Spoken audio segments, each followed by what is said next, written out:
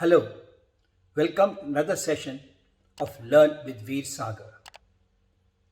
In this session and in the subsequent sessions, I'm going to talk about decision making with specific examples of how you can make innovative decisions if you're clear in your objective. One of the things which I always say, and I firmly believe, that you can make good decisions if you know what is it that you want to achieve. And most importantly, you have to be clear that you can only achieve one objective. You can only optimize one function. You can't have three different things that you want to maximize or optimize, because then you get confused and you get a diffused, spread out answer. And I take examples of logistics. Today, one of the burning issues is logistics. Everywhere you'll find that the differentiator between one company and another is the ability to deliver. I'm not talking about production. I'm talking for the time a product is made and given to the customer. So what is it that you want to optimize?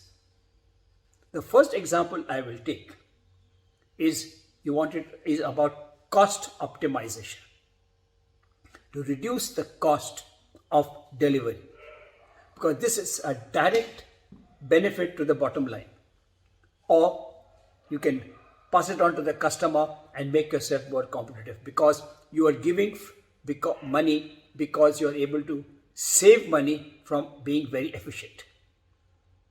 Years back, when I was the logistics manager, which was in those days which had a very fancy name, manager supplies and distribution, very senior job, and I was given the task, and we're in the tire industry, and the tire supply costs were and the industry was becoming very competitive.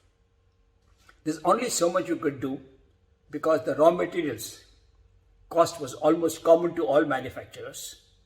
The rubber prices and the carbon black prices, etc. were common. So all you could do with efficiency of conversion and efficiency of distribution. So I got this job about distribution. So I said, okay, what is the major cost of distribution?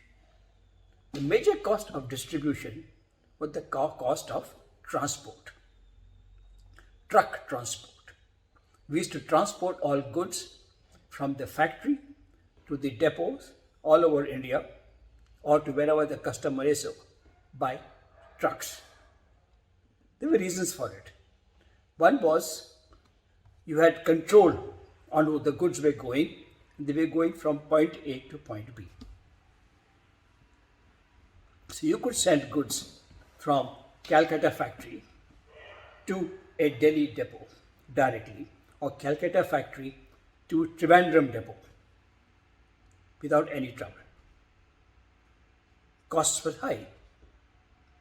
All you could do is squeeze the supplier, the transporter. What you could not do is overload, because there were laws against overloading.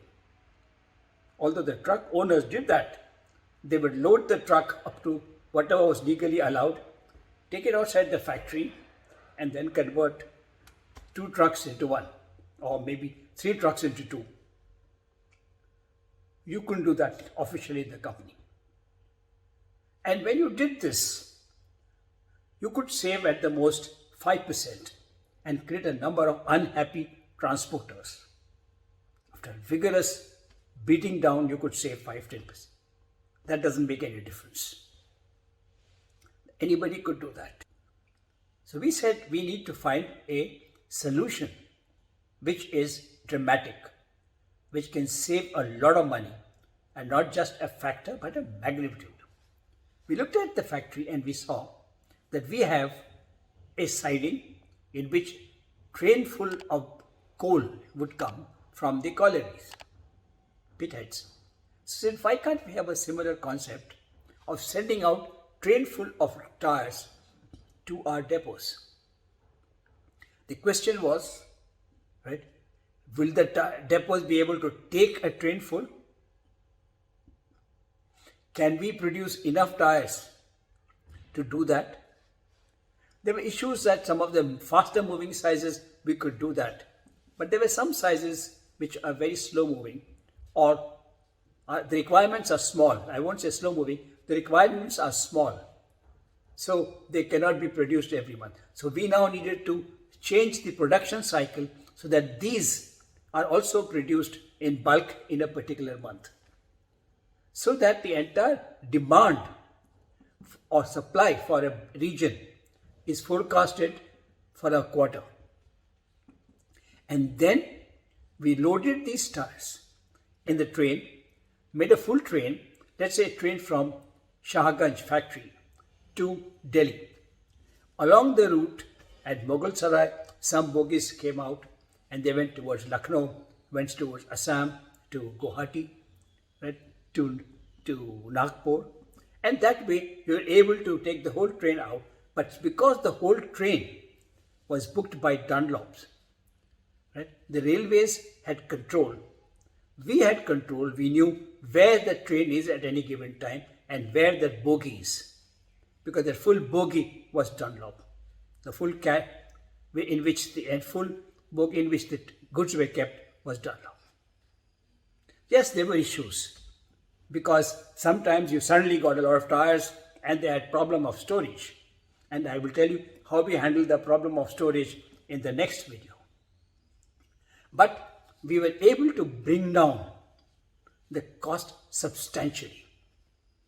It required a lot of work at the manufacturing end, planning, so that you optimize, so that you make sure the customers got tires.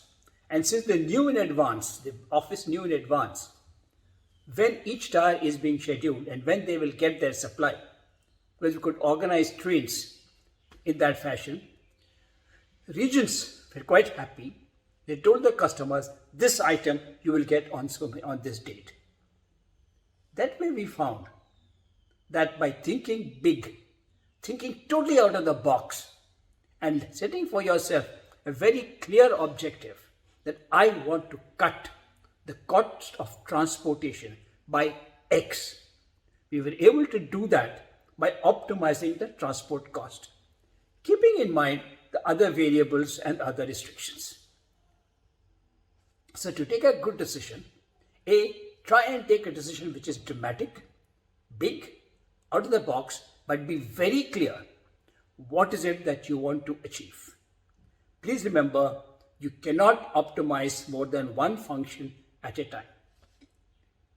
And while at the subject of remembering, please remember to like, subscribe, and comment. Thank you very much. Till we meet again, it's Veer Sagar saying bye.